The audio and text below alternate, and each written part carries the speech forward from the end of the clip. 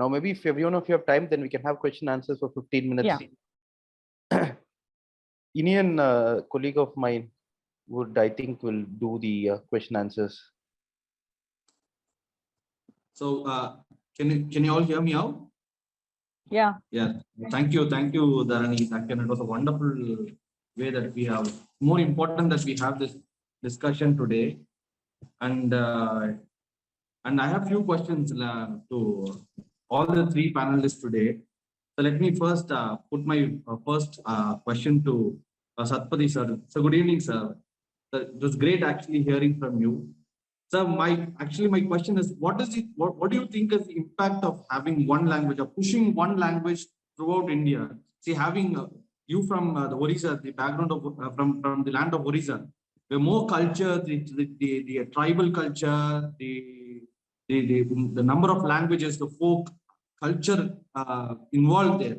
So how do you see that pushing one language what is the impact that has on these voiceless communities and their culture? What does that pushing one language do to these communities?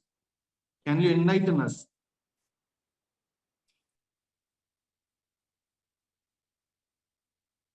Sir, you're on the mute, sir. Yours mute. Okay. Am I audible now? Yes, sir. I think it was the late Thiru Annadurai who had said that if a larger number of people speak one language and if we go by numbers, then the crow should be the national bird. True. So if that kind of logic is implemented in this country, then obviously that is the best way to form a core part of the country, and those who do not agree may break away, or there will be a resurgence of a new India which would be easily manageable by the people who are in power now, and they feel that they will be able to control. I would like to put that in in bold letters: control the country. If there is no desire to control but to govern, then you don't need to have this imposition of anything. You need a set of good, healthy, robust laws that encourage individual enterprise, that encourage cultural growth, that encourages every individual to prosper, to work harder, to have dreams which should be specifically individual, so that everyone aspires. I am differentiating between aspiring and aspiration and ambition.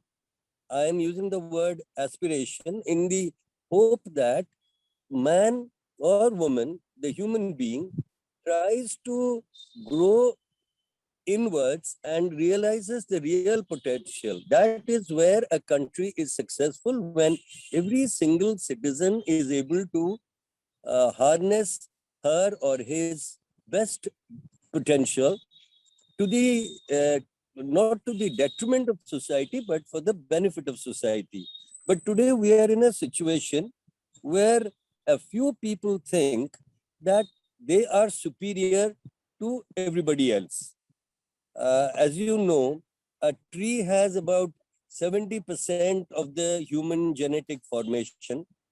A banana has about 60% of the human genetic formation. And science tells us that 99.9% of the genetic, the genetic formation of human beings is similar. So whether it is you in Tamil Nadu, I in Orissa, Garga in Bengal, or somebody in Washington, or Meloni in Rome, all of us have the same genetic formation. There's nobody superior or nobody inferior. Once people in power realize that there is no need to assert the superiority of a language, of a race, or of a particular religion, then I think a lot of things can be set right. Unfortunately, India and maybe other parts of the world are going through a phase where we are seeing a churning of people coming to power who are very convinced that they are superior, or their thoughts or their gurus were superior to everybody else. And that is where the problem lies. So Hindi has become a center stage player amongst those people. Excellent, sir. Thank you. Thank you. Thank you so much, sir. I'm reminded of a quote of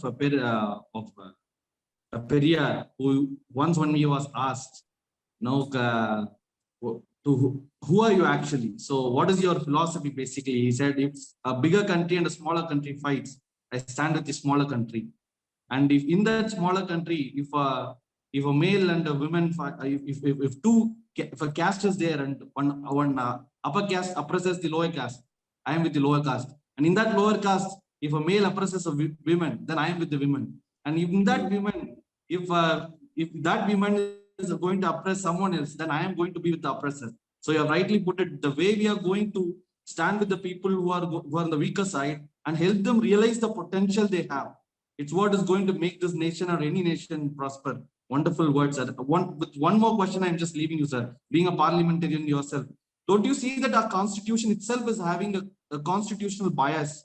For example, in Article 351, which says that makes it a duty of union government to to spread Hindi as a language or make it as a to popularize the language. So don't you believe that the constitution itself has a bias towards a particular language?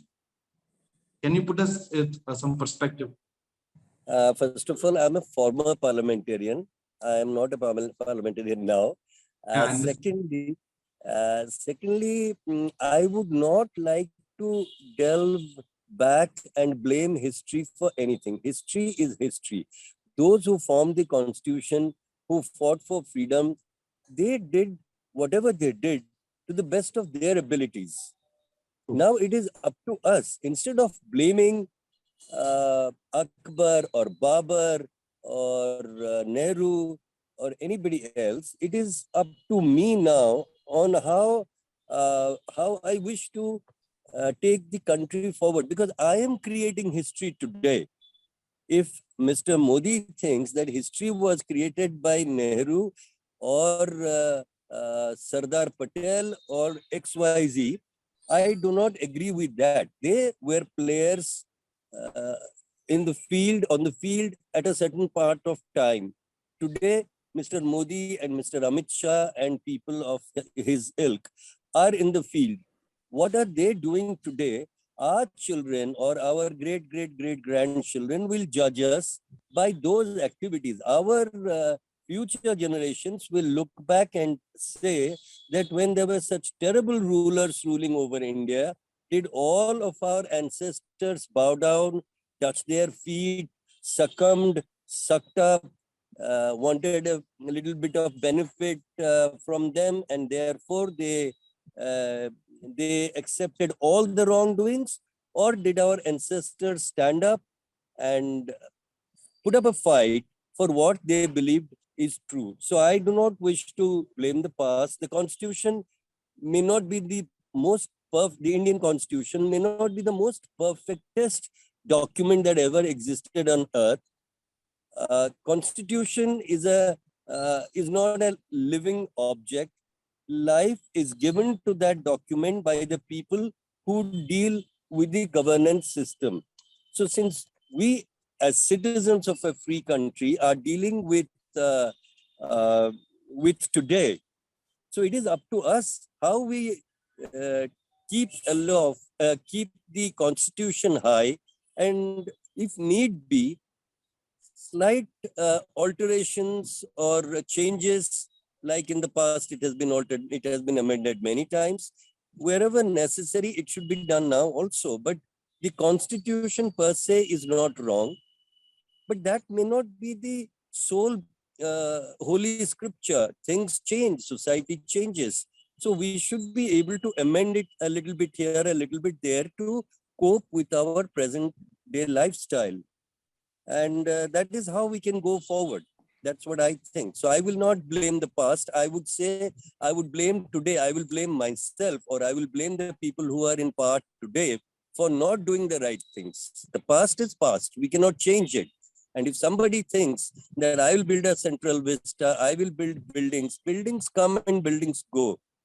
You know, it's everything is not a Taj Mahal. So there are, if you go to Agra, probably apart from the Taj Mahal, you would see very few old buildings of that kind of ancestry.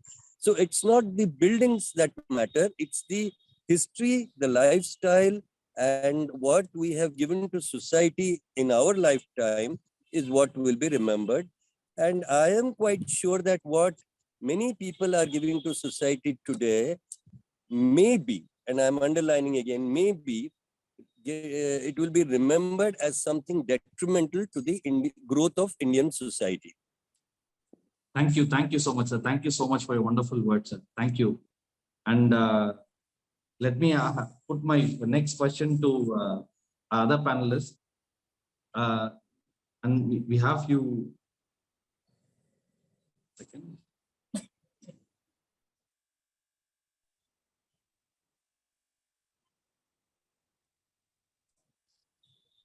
So, so can I ask? Can I put for my question towards Garga Chatterjee, sir? Sir, good evening. Good evening for your. We are very keen listening to your words, and it was wonderful. You know, as your work speaks for yourself. Can you hear me out? Yeah, I can hear you. Yeah, thank you so much, and being a huge follower of your work and the way you your conviction towards what you believe. You know, it seriously inspires people like us. And thank you so much for being here and joining with us for DPF. Let me play the devil's advocate for you. See, after you, people like you have constantly put forward the idea, the idea of a federal India, the idea of where all the languages are treated equally and everyone is given an equal opportunity to. Garga is my hero too. Thank you, Tathagata Babu. So You're he is an everyone's inspiration. hero. So we look Yeah, up to I you. like him very much because he's always, you know, his Bangla Poksho has always fought for the right causes. I admire him. Thank you. So we all admire him and his work, and we are huge followers of his work. So my question is, see, after putting forward all the legitimate arguments, like why should not Hindi be the national language, or why it is detrimental to the national values of having one language as the the overarching language. So how do you but even after that, how do you respond to people who still call for this Rashtra Bhasha or this argument of need for a single language for bringing this country under one umbrella, or need for this one language as the hegemonic language to unite India? Is it possible to do that?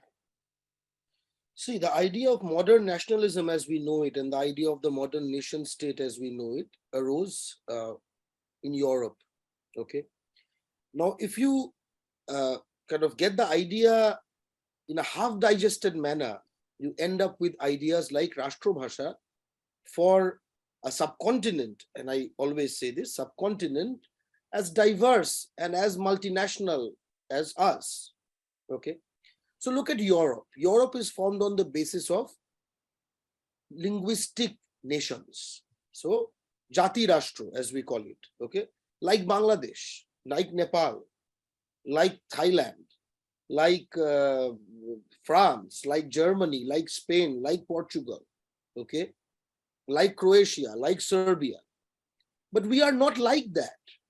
First of all, the idea of federation and the idea of linguistic equality and the idea of unity in diversity with the prerequisite of equality and dignity come from our reality.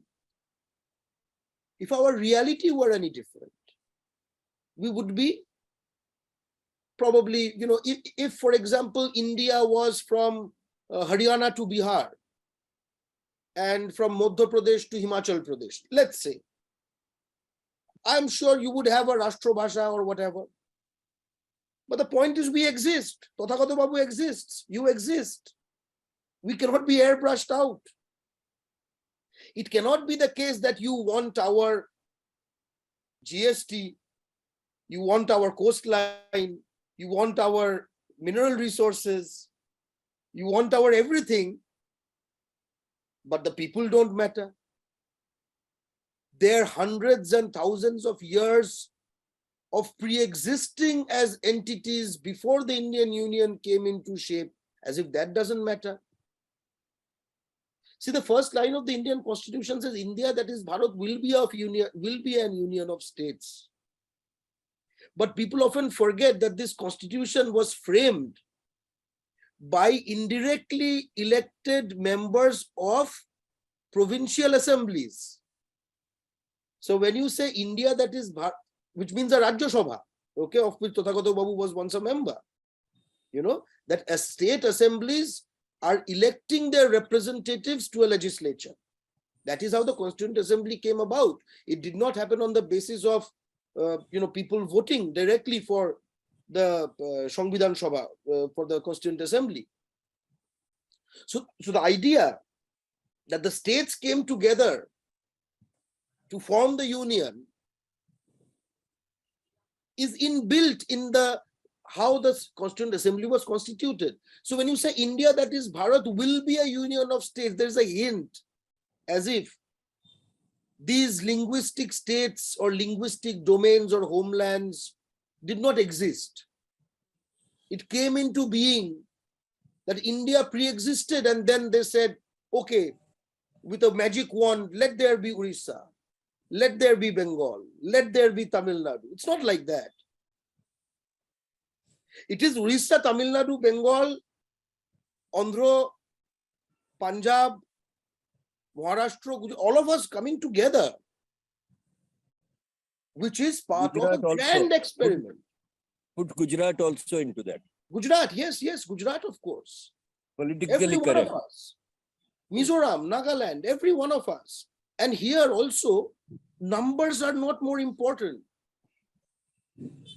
Even if Hindi was spoken by 90% of the people, I would be saying the same thing. Even if Rabindranath, a Nobel laureate, was not born in my jati, I would be saying the same thing. It is not, because I would like to mention a small sentence, and it always is a very emotive sentence for me. I forget the name of the poet. It does not matter because it is everyone's word. And I also forget the name of the language, which again does not matter because it's everyone's word. But it was the language, it was a language which was again considered lesser, oppressed, not so important. How will it be of use here and there? You know, all of those things which come with these ideas. And he said, the poet said, and poets ought to be sensitive people. He said that you say that my language is of no value. But how can I believe you when my mother's last words were in that language? Right. How can I ever believe that my language is of no value when my mother's last words were in that language? That is one part of it. But if you come to the idea of pushing the idea of Rashtra Bhasha, let there be many Rashtra Bhashas, as Singapore has. I have been to Singapore. In Singapore, SBI in Singapore has more Tamil than SBI in Tamil Nadu. It's a shame. And you also have Hindi imperialism now moving with a new confidence where they want to destroy the unity of strong linguistic states. You have now the concept of Western Tamil Nadu, right? True. Kongu Nadu, isn't it? True. So that they can buy out MLAs like in Goa. Tathagata Babu is dealing with the idea of Western Orissa. Koshali. Yeah, Western Orissa. Yes. Bengal is dealing with the idea of so-called North Bengal.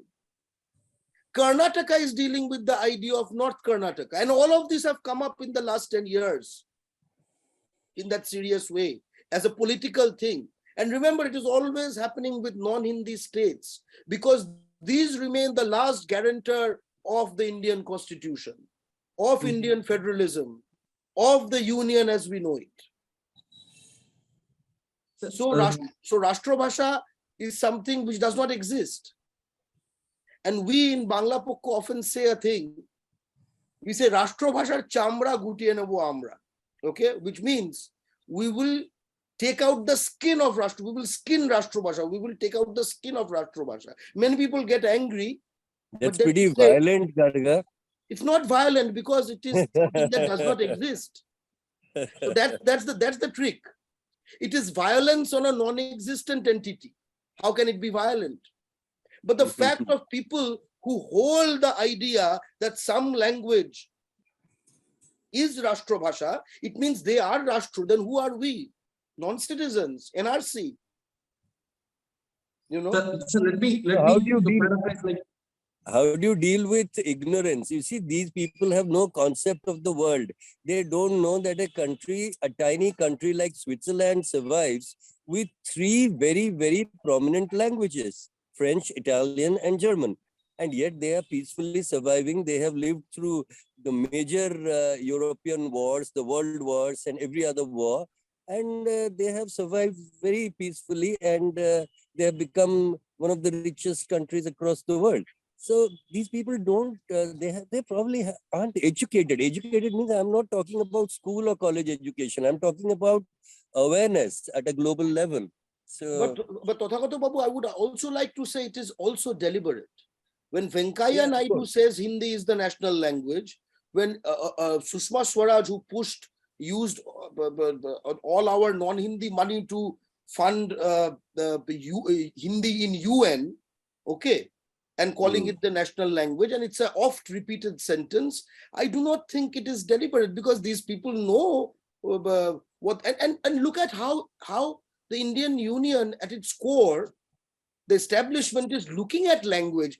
The language, the official language department or the department that accords scheduled language status is part of the Home Ministry, internal security.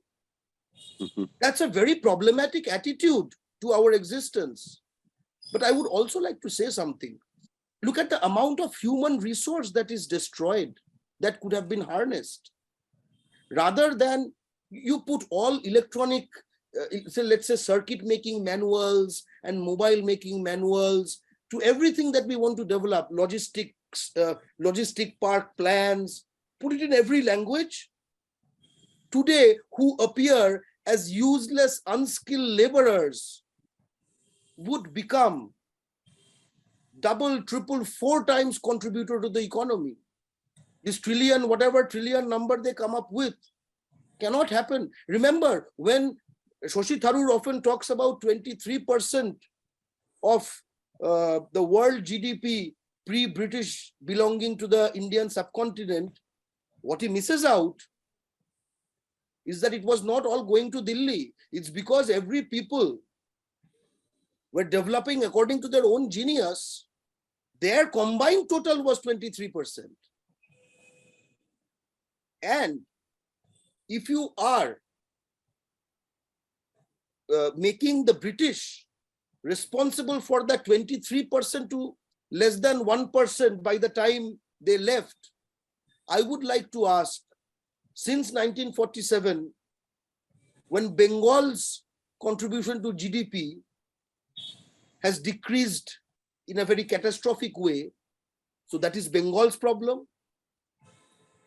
Okay, when a GDP decrease happens under the British, it is an external problem. But when we are destroyed like that, it's an internal problem. It's something to do with Bengali psyche or whatever.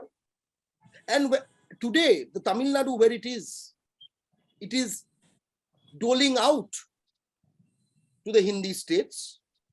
But remember, this situation will not always last. In 1950s and 60s, it was Bengal which was doling out. While that amount of money could not be put into our own economy. And why should it be? And why should the parameter be we are better than Bihar? Why not? Why are we not like Malaysia? from where did this better than Bihar parameter come into place? Why does Odisha not own its mines? These are very basic questions.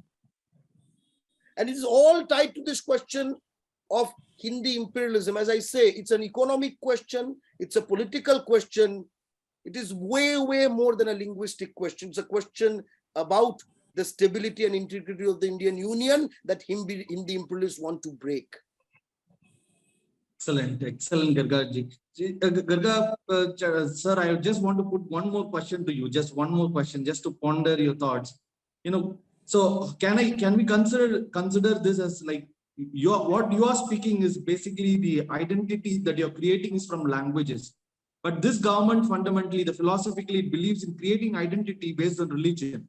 So they want to, is it possible to circumvent all this identity of languages and bring in an identity of religion through which you can promote or make a language hegemonic? Is that unity possible in a diverse country like India? That is the biggest bluff that Hindi imperialism has always played. BJP is not a communal party in non-Hindi states. Hinduism is the Trojan horse which in its belly hides Hindi imperialism. Because if you put Hindi imperialism, frankly, in a non-Hindi state, it will be opposed. So you need, in what we call in Bangla, a borshi, something by which you catch a fish. That borshi, that is whatever Hindu, whatever they do. Does BJP, if BJP cared for Bengali Hindus or Oriya Hindus or Tamil Hindus, then why the mother language of Oriya Hindus and Tamil Hindus and Bengali Hindus are not languages for entry into Indian Army exam? Or are we not Hindus? Or are we lesser Hindus? Even in that field you find, so Diwali is national, just like Hindi is national, right? But Kali Pujo is regional. Pongal is regional, Onam is regional, Dol Jatra is regional, Holi is national. This repeats. So it's not only Hindi. It's the same motif. It's a multi-headed monster.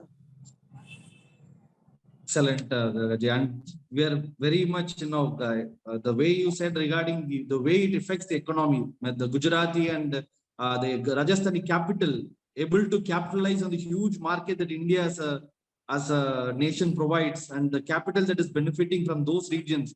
It is a very serious thing to think about. Let me just add one small thing. Gujarati, the language is Gujarati. Even for Rajasthan, the language is Rajasthani and Marwari.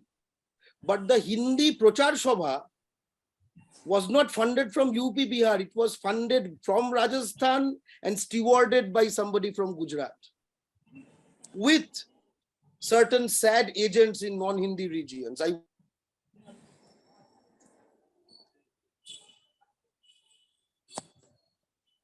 I think so. We have lost connection with Garga ji, and let me put my next question to till the time we can connect to him. Let me ask my next question to Kavita ma'am. Kavita ma'am, are you there? Can you hear us? Yes, I'm here. Yeah. My question to you is, so as you spoke about the history of this the language phenomenon that is going on for past 1 century. So is it more ideological to spread Hindi? Can we understand from what you speak? Can we take it away as like, is it more ideological to spread Hindi than any idea of any practicality involved in it? Is it more ideological in spreading Hindi that the center, any government, be it the Congress or the BJP, that is doing? Okay, I am not sure if the Congress kind of very aggressively did it ideologically, but for the BJP, it's a question of ideology. I think Garga, and that's exactly what Periyar had also said, that Hindi, by promoting Hindi, or actually trying to promote a very Brahminical Hindu, religion. So that was what Periyar said years ago, and it's actually coming true today. We see the BJP government pushing Hindu religion aggressively on one side, on the other they are pushing the Hindi as a national or or sole communication language throughout India. So they are aggressively trying to create an ideological base for imposition of Hindi, and that is why I think Tamil Nadu needs to kind of resist it even more aggressively. And we have a past, we have a history from where we can like really learn a lot. When you go through what Periyar did, and obviously he said when one of the accusations made against Periyar during the anti-Hindi agitations in 1937-38, that he instigated women to join protests. That was one of the charges made against him by the police. And Periyar said, no, I mean, they were, even before I spoke to them, they were kind of, they were kind of involved in this. They had passed a resolution against Hindi imposition. So we have our past to guide us, and we need to take lessons, and we need to be very clear on why we need to oppose India at a very ideological level also. So. Thank you, ma'am. And one more question I have, just to get a clarity on. See, Periyar always used to say, used to quote that, now Desabhimani kadayadu, Bhashabhimani kadayadu, now Manidabhimani. See, I don't associate myself with any isms. Yeah. I associate myself only with humanism. So having this as background, why do you think that Periyar's his involvement rather very vehemently in anti-Hindi agitation throughout his life, how do we take that cue from him? Because the answer lies in the quote you had earlier mentioned, the comrade, about how Periyar always stood with the oppressed, whoever the oppressor was. In the context, Hindi is used for oppressing, other languages. Something as as ancient and as rich as Tamil. Sanskrit might be ancient, but it's not relevant. It's a dead language now. But Tamil is rich. It's one of the oldest living languages, and you use a very relatively new and not a language like Hindi to oppress Tamil and other regional languages. Is why Periyar must have decided to oppose Hindi. No, because it's used for oppression. Yes. With this note, let me open this floor for someone else. Is there anyone who wants to question the panelists? We are ready to open the floor. And if I think so, no one is there. So, ma'am, shall we close with this remark? Yes, please do. Yes. Thank you. With this remark, let me thank all the panelists who have joined this wonderful evening and shared their valuable thoughts. And at this juncture, when we are having this huge hegemonic push, and these are the voices which are going to lead India, and these are the voices that needs to be followed. And thank you so much for joining us today. And we all follow you for your work. And thank you so much. Thank you. Thank you. Nandri. Thank you.